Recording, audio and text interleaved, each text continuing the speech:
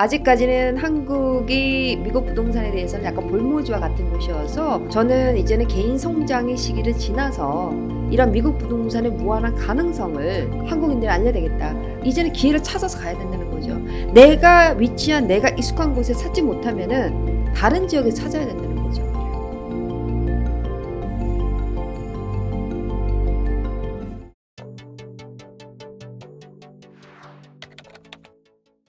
좀 우선은 궁금해지는 게 만약에 그러면 네. 확인을 했더니 진짜 좋아요. 네. 샀어요. 네. 근데 제가 한국에서 거주를 하잖아요. 네. 그럼 관리는 어떻게 해요? 관리는 어. 전문 자산 관리 회사에다가 맡기시는데요. 아, 예, 이것도 이제 미국 부동산 부자들이 실질적 부자하는 방법 중에 하나인데 항상 그 한국의 개념은 내가 어떤 관리를 한다. 그러니까 가까이 있어야 된다. 이제는 부동산 투자는 재테크 영역이에요. 부동산은 삶의 터전이기도 하지만 경제활동의 한 부분이기 때문에 이제 재테크 영역으로서도 부동산을 넓게 보셔야 된다는 거거든요. 꼭 굳이 익숙한 곳이어야 된다는 보장도 없고 익숙한 곳에서 기회가 없으면은 이제는 더 나은 조건의 지역, 더 나은 조건의 지역으로 가셔야 된다는 거예요. 네. 이제는 부동산도 입지를 뛰어넘으셔야 된다는 거거든요. 네. 자, 그러면 미국에서는 어떻게 가느냐면요. 네. 미국에 있는 실질적으로 투자자들은 예를 들어 뉴욕에 있는 분이 아틀란타에 투자를 하신다. 그러면 먼저 부동산을 구입하기 전에 네. 자산관리 회사를 먼저 선임을 합니다. 아, 그렇군요. 예, 그리고 그들과 함께 자산관리 회사와 함께 투자할 유형의 부동산을 구입을 해요. 아, 그리고 맡깁니다. 네. 왜 그러냐면은 미국은 모든 것이 프로페셔널, 전문적이어야 되기 때문에 전문적 운영을 하셔야 되기 때문에 네. 변호사의 어떤 문제, 그 다음에 건물 관리의 문제, 세입자와의 소통 너무나 하는 일이 많아요. 그거를 설사 같은 아틀란타에 살고 있어도 못 하세요. 네. 예, 그럴 거면은 아예 맡겨서 네. 하시게 되는 경우가 많은데, 저희가 알고 있는, 저희가 이제 거래를 하고 있는 실제 투자자들, 국제 투자자 포함이죠. 대부분이 아틀란타 거주하시는 분뿐만이 아니라, 뭐 캘리포니아, 뉴욕, 심지어는 대한민국에 계시는 분들도 그냥 여기서 다 그냥 거래를 하세요. 주식도 그냥 우리가 거래를 하잖아요. 네. 내가 그냥 가서 똑같아요. 아. 이제 부동산도 그러한 개념으로 가고 있다는 거죠. 어차피 사람들이 생각하는 거는 기회비용이거든요. 예를 들어서 대표님께서 지금 이제 요즘에 뭐 한 2년 정도는 다들 두 단어 경제적으로 많이들 입에 오르내리는 게 있었잖아요. 고금리, 고물가. 항상 그거 듣고 있었잖아요. 자, 그럼 고금리 시대에 사실 은행에다가 우리가 돈을 저금을 했어요. 그러면은 예금 이자로 뭐 4%를 준다, 5%를 준다고 치면 자, 우리가 투자의 관점에서 봤을 때 그러면 내가 수익성이 그거보다 높으면 투자하시겠어요? 안 하시겠어요? 실수 높으면 하죠. 당연하죠. 네. 그러니까 기회비용을 봤었을 때 네. 그만큼 수익이 있는 곳이 있다는 거죠. 네. 미국 그렇군요. 부동산. 수익률이 6%, 7%, 8%면은 화폐라는 것은 현재 가치로 생각하면 지금 대표님이 1억을 통장에 넣고 10년을 갖고 계시면은 네. 결론적으로 인플레이션 우리가 연 2% 감안하면은 20% 아닌 것 누리는 같아요. 거고. 그죠? 20%도 아닌 거, 2%도 아닌 것 같아요. 네, 그렇잖아요. 네. 그러니까 당연히 자산에 투자를 하는데 네. 거의 똑같은 이자라도 자산에 투자하는 것이 그렇죠. 오히려 나은데 이거는 지금 예금 이자 더 많이 나오는데 안 할 이유가 없다는 거고 또 많은 돈이 들어가는 것도 아니기 때문에 누구든지 투자가 쉽고 안전하게 가능하다는 거죠. 아, 네. 이 턴키 글로벌 네. 리얼티가 네. 대표님께서 운영하시는 회사. 네. 여기서도 그런 거를 하시나요? 자산 관리 이런 쪽도. 있습니다. 하고 그러시군요. 있습니다. 네. 그러시군요. 그래서 저희 턴키 글로벌 리얼티는 네. 미국 부동산 전문 기업이에요. 그러시군요. 네. 그래서 연매출 530억. 네. 평균 연매출 530억 하시고.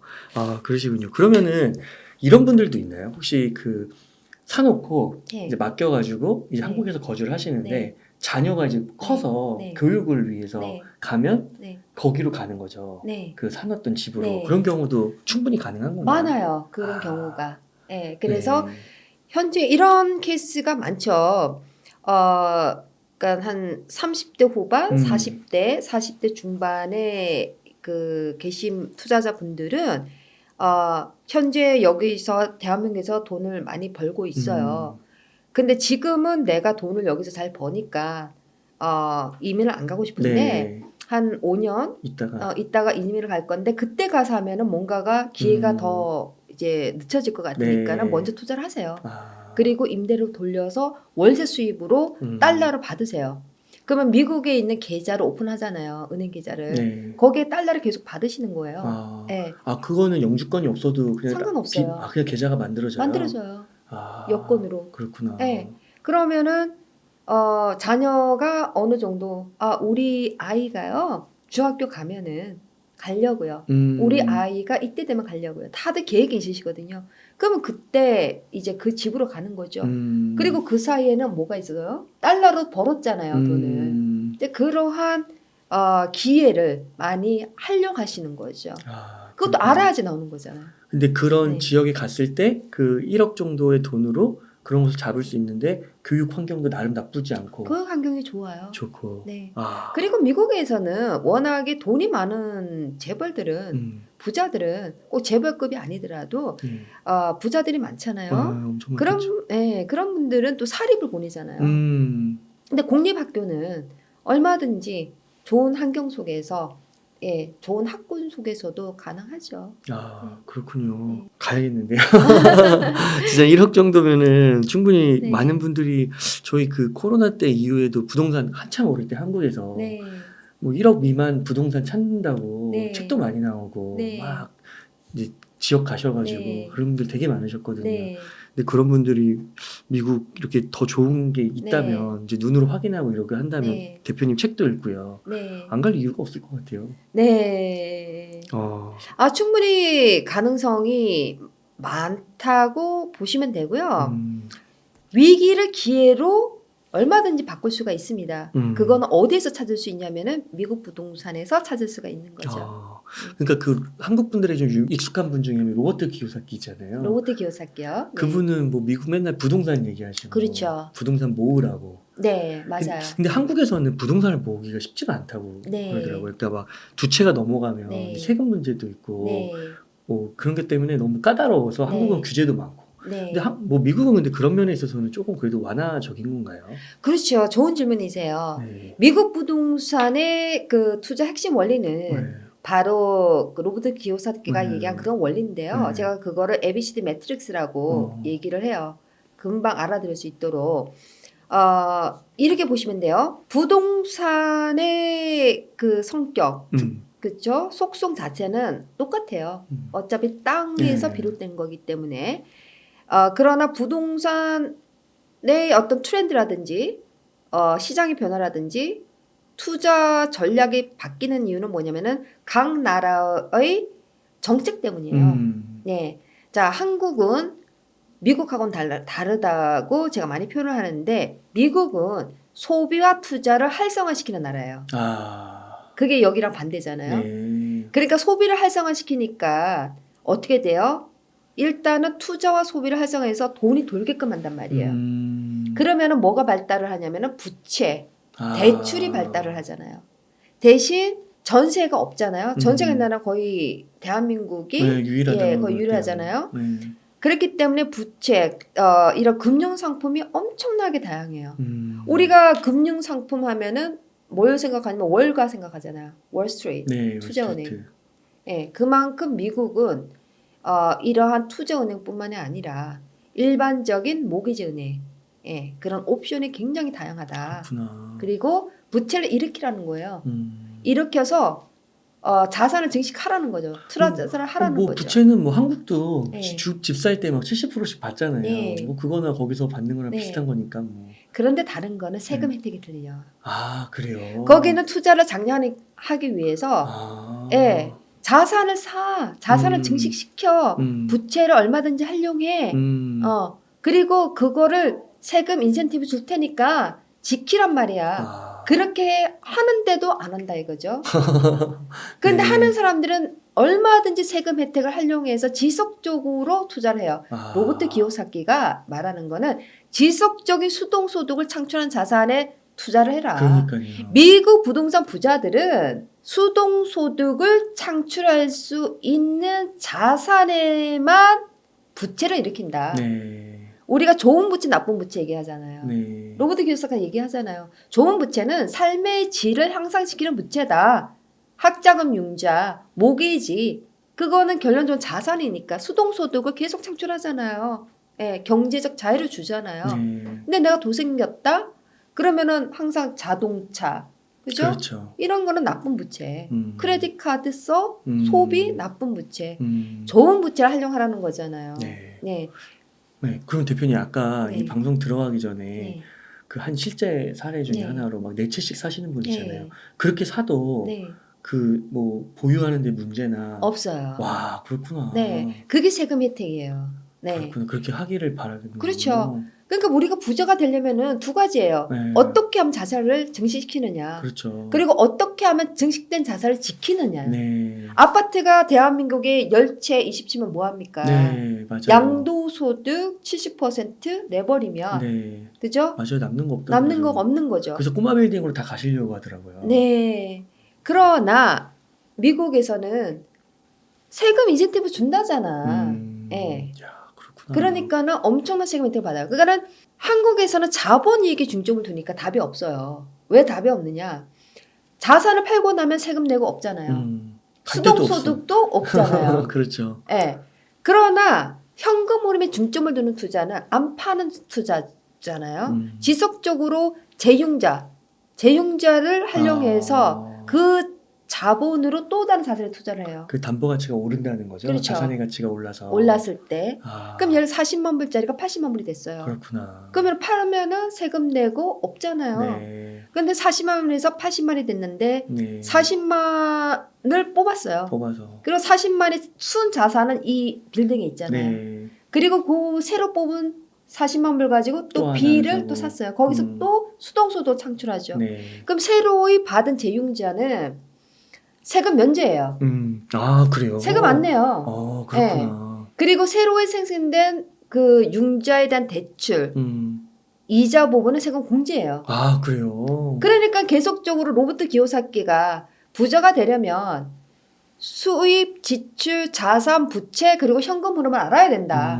그리고 부채를 활용할 줄 알아야 된다고 얘기했단 말이에요. 그러니까요. 그러니까 그가 말한 대차 대조표를 보시면은 부자들은 하세표가 이렇게 가서 안 빠져나가고 다시 안으로 오잖아요. 그리고 중산층들은 밖으로 빠진다는 거예요. 맞아요. 많이 벌지만 세금은 부자들보다 더 많이 낸다 그랬어요. 맞아요. 왜냐? 아까 얘기했잖아요.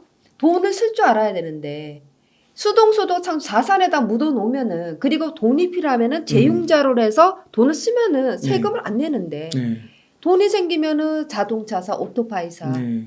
그러니까 돈이 안 모아지고 세금은 오히려 부자들보다 더 많이 내는 거예요. 네. 그러니까 미국의 구조는 와. 한국과 다르기 때문에 부채를 활용해서 투자해라. 그리고 자산 늘린 자산 세금 인센티브 줄게 지켜. 부자 되게 해주겠다고 하기만 하면 된다는 거죠. 야, 네. 그렇구나. 신세계네요. 이게. 아, 그렇구나. 그러니까 저는 그 로버트 기요사키 그 책 읽었을 때 부자 아빠 가난한 아빠. 네. 그러니까 그게 책이 2000년도인가 뭐 그때 나왔다고 하더라고요. 근데 그거를 저는 이제 2010년 후반에 읽으니까 네. 이렇게 해도 되긴 되는데 한국에서는 잘 안 될 것 같은 거예요. 왜냐하면은 정책이 틀려서 그래요. 그러니까요. 네. 근데 그걸 갖고 막 한국 분들이 말하시는데 네. 그럼 저분들은 2000년대 좀 나이가 있으신 분들이니까 2000년대는 저게 한국적 맥락을 됐나 보다. 네. 근데 지금 맥락에서는 이 규제가 있으니까 안 되는 거죠. 네. 근데 그게 지금도 미국은 어느 정도는 된다. 어느 정도가 아니라 아니다. 미국은 안 바뀌어요. 안 바뀐다. 그러니까 한국은 그렇구나. 이 정권이 바뀌면은 뭐가 많이 바뀌는 쪽이라면 예. 미국은 정권이 바뀌어도 와. 그러니까 예를 들어 1030 exchange 동종 자산 교환은 네. 평생 동안 양도소득세 연기할 수가 있어요. 그리고 연기된 세금은 납세자가 죽으면 없어져요. 네. 그런데 그거는 100년 동안 정책이 바뀌어도 안 바뀌어요. 그러니까는 기본적인 정책이 안 바뀌기 때문에 계속해서 돌고 돈다는. 그러니까 로버트 기요사티가 얘기한 거는 끊임없이 수동소득 창출하는 자산에 투자해라. 예, 그 얘기거든요. 와. 그러니까 결론적으로 뭐냐면은 자본이익에 중점을 두면은요. 아까도 얘기했지만 세금 내고 자산도 없어지고 수동소득 없어지죠. 그러면은 로버트 기요사티가 얘기한 거는 능동소득은 내가 일 안 하면 돈 못 벌잖아. 그러나 수동소득은 내가 일을 안 해도 그들이 나름에서 일을 하잖아. 경제적 자유를 얻잖아.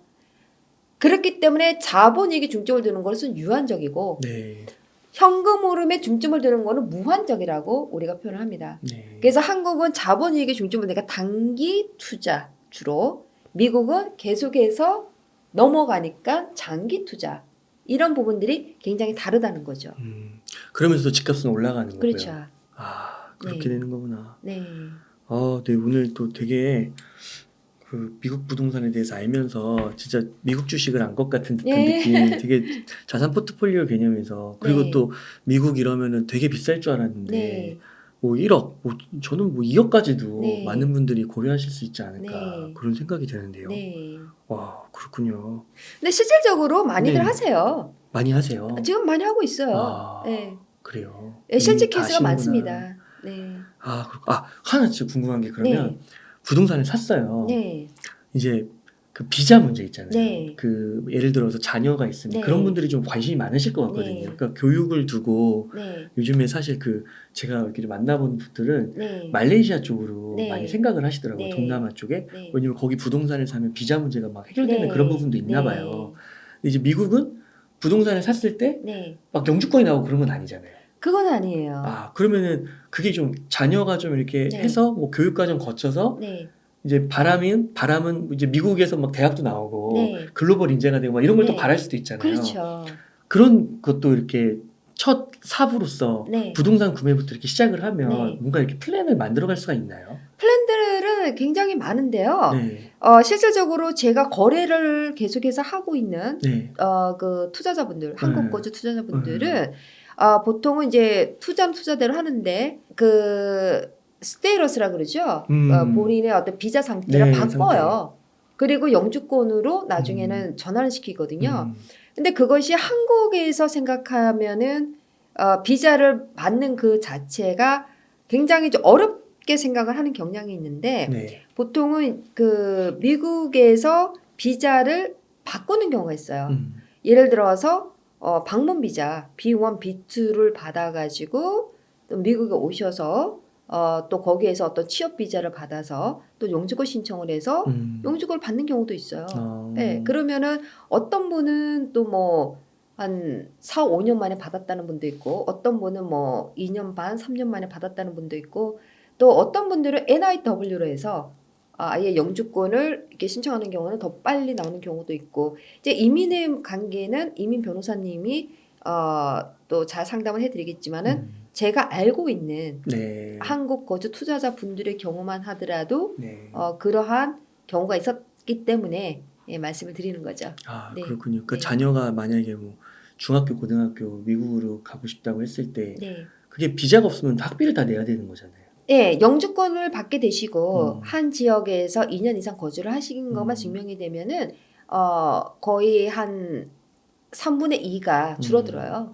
학비가. 네. 근데 어차피 중학교, 고등학교는 어차피 학비 자체가 없고 대학 때문에 그 전에 이제 준비를 하셔야죠. 그죠? 네. 그렇게 준비를 하시는 분들이 많으시더라고요. 그렇군요. 네. 혹시 뭐 캐나다나 이런 쪽은 안 하세요? 네, 캐나다는 안 와요. 네. 캐나다보다는 미국이 기회가 많나요, 더? 아무래도 전 세계 사람들이 가장 선망하는 지역이 미국이죠. 미국이니까. 네. 그렇군요. 그래서 매년 이제 이 미국 부동산 트렌드 책을 쓰시는 거예요? 네네. 와, 그러시군요. 되게 흥미진진할 것 같습니다.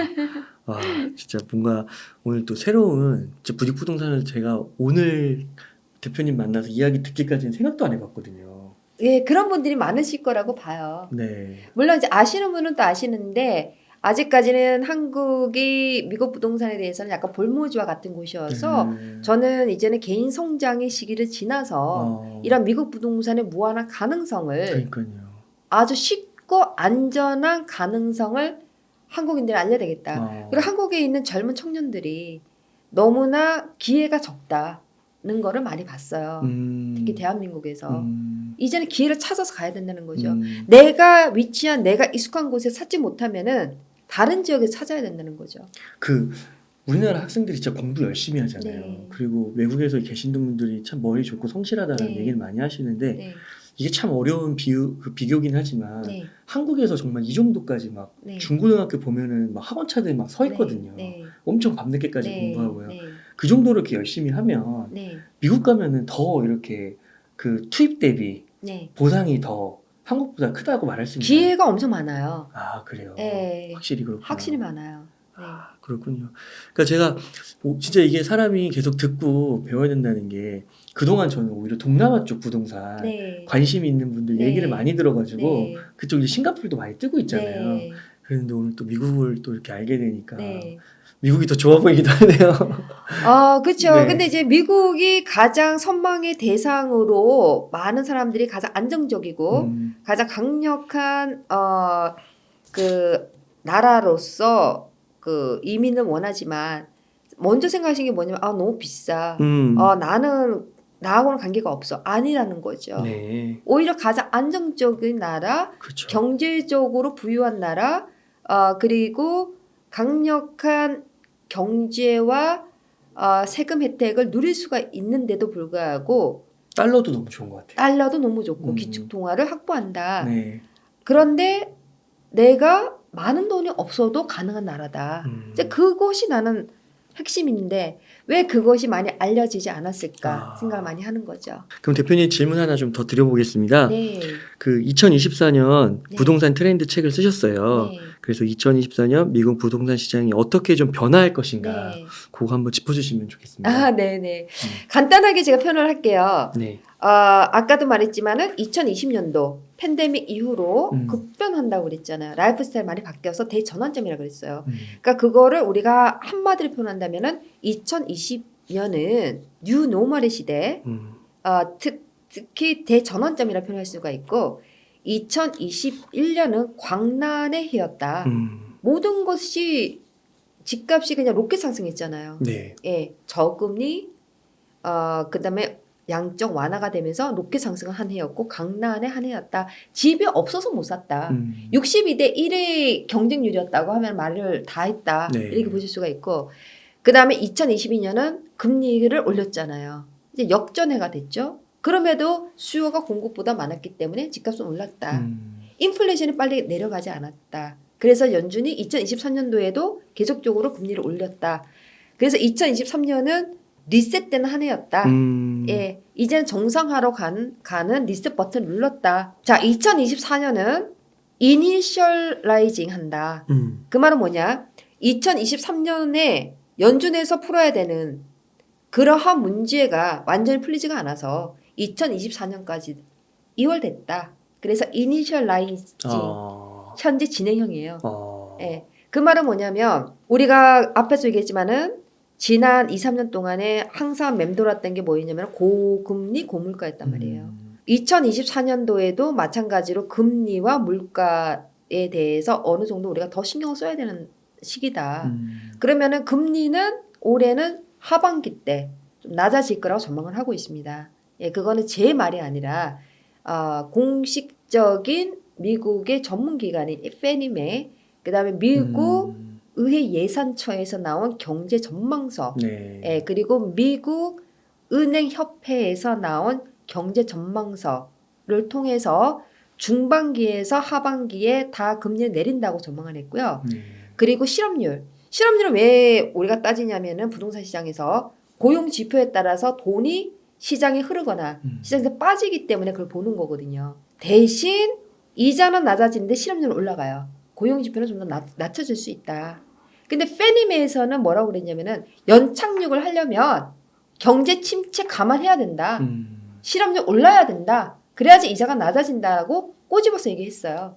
예, 그래서 2024년도부터 실업률은 서서히 올라갈 것이다. 그러면 현재 실업률은 미국은 아직도 고용률이 좋아요. 네. 3.6%예요. 너무 신기한 것 아직 같아요. 좋아요. 네. 네. 그러니까 조금 더 이제 시간이 걸린다. 그러면은 2024년도 하반기에는 해야지 금리 인하는 이루어질 것 같다. 이렇게 얘기를 해요. 자, 그러면 수요 공급이거든요. 부동산은 어차피 거시 경제의 어떤 흐름을 통해서 변하긴 하지만 궁극적으로는 수요가 공급보다 많으냐, 공급이 수요보다 많으냐에 따라서 가격이 결정되잖아요. 여전히 수요가 공급을 초과할 거라고 보기 때문에 가격은 완만하게 오를 거라고 보고 있어요. 그 이유가 뭐냐면 공급량이 풀려야 되거든요. 수요는 연준의 긴축 정책으로 인해서 금리가 많이 올라감으로써 수요가 줄어들긴 했죠. 그러나 공급이 아직까지 이 수요를 소화할 수가 없어요. 그 말은 뭐냐? 공급이 풀려야 되는데 왜 그러면 공급이 안 나왔는가? 첫 번째, 기존 주택을 갖고 있는 사람들이 코로나 시대에는 코로나 바이러스에 감염될까 봐 집을 안 내놨다가 이제 코로나에 관계없이 딱 되니까 이자가 이제 올라가잖아요. 이제는 더블의 이자를 주고 움직이고 싶지가 않은 거예요. 집값은 또 올랐잖아요. 우리가 그거를 고정 효과 또는 락인 효과라 그래요. 락인 효과에 묶여 있어요. 그래서 기존의 주택이 안 나오고 있어요, 지금. 그럼 그 사람들이 기다린다 이거죠. 언제까지? 이자가 어느 정도 내릴 때까지. 그러면 하반기 때 이자가 내리면은 기존의 주택을 보유하고 있는 사람들이 어느 정도는 내놓을 수가 있지만 그렇게 많은 양은 아닐 거라고 보고 있어요. 그러면 신축에서 공급이 늘어야 되는데 이제까지 보시면은요, 공급망 문제가 있었잖아요. 거기다가 2022년도 우크라이나 전쟁이 있었죠. 공급이 아직까지 원활하지 않은 데다가 플러스 금리가 또 올라갔잖아요. 올라가니까는 건축업체들도 돈을 빌려오는 비용이 늘었잖아요. 인건비 늘었잖아요. 네. 인플레이션 때문에. 네. 모든 게 다 올랐잖아요. 그러니까 집을 빨리 안 짓는 거예요. 그래서 많이 늘지를 못했는데 2024년도에는 약간 신축이 좀 더 마켓이 나올 것 같다. 이런 전망을 하고 있어요. 그래서 공급량은 2023년에 비해서 2024년에 조금 더 늘어날 것이다. 그러나 이자가 내려가면서 수요도 그만큼 또 늘어갈 것이다.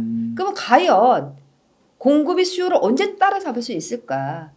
어떤 학자들은 2030년까지도 갈 수 있다. 이렇게 내다보는 사람도 있고 어떤 경제학자들은 2027년이나 돼야 된다. 이런 식이에요. 네. 그러니까는 미국은 지금 코로나 전만 하더라도 주택을 소유하고 있는 그 퍼센티지가 69%였는데 지금 64% 내렸어요. 그 말은 뭐냐? 임차인의 수가 늘어나요. 왜? 금리 높죠? 주택 구입 비용 높아지죠? 집값이 높으니까. 그러면은 집을 못 사는 사람도 어디로 가요? 임차인이 될 거 아니에요. 그렇죠. 월세 내야죠. 그러니까는 한 매거진에서 칼럼에서 우리 미국이 이제 세입자 국가로 바뀌고 있는가 하고 글을 쓴 거예요. 그만큼 미국은 지금 주택난에 부딪히고 있다는 거고 미국 정부에서도 이러한 주택난을 해결하고자 많은 정책을 지금 내놓고 있습니다. 네, 그래서 2024년 부동산 시장의 변화에 대해서 간단하게 말씀을 드렸고요. 지역 시장에 따라서 사이클은 다를 수가 있다는 거예요. 아까도 얘기했지만 일선 도시, 옛날부터 대도시, 뉴욕, 시카고, 캘리포니아 이런 쪽은 아무래도 고물가 지역이고 주택가 더 높잖아요. 그렇기 때문에 다른 사이클로 움직일 수도 있고 또 인구 유입이 많은 데는 수요가 많죠. 그러면은 집값 상승률이 좀 더 올라갈 수가 있는 거고 또 어떤 일부 지역은 인구가 그렇게 변하지 않는 지역은 팽팽하게 맞설 수 있는 균형 잡힌 시장이 될 수 있어요. 그렇기 때문에 2024년을 우리가 얘기를 한다 그러면 지역마다 가격의 변화폭은 다를 수 있으나 미국 전체적으로 봤을 때는 완만하게 상승할 거라고 보고 있고요. 2024년 우리가 하나의 키워드로 생각하신다면 어떤 이에게는 위기가 될 수 있고 또 다른 어떤 이에게는 기회가 될 수 있는 한 해가 될 것이다. 기회와 위기가 공존하는 한 해가 될 것이다. 그럼 기회를 찾아라. 어디서 찾아야 되는가? 틈새 시장에서 찾아야 된다는 거죠. 예, 그 틈새 시장은 과연 어디인가? 예, 미국 부동산 시장 주목하셔야 된다는 겁니다. 또 책 안에 또 자세한 것도 있고요. 그건 책을 통해 확인하시면 되고요. 맞습니다. 네. 그렇군요. 정말 매력적인 것 같은데요. 네.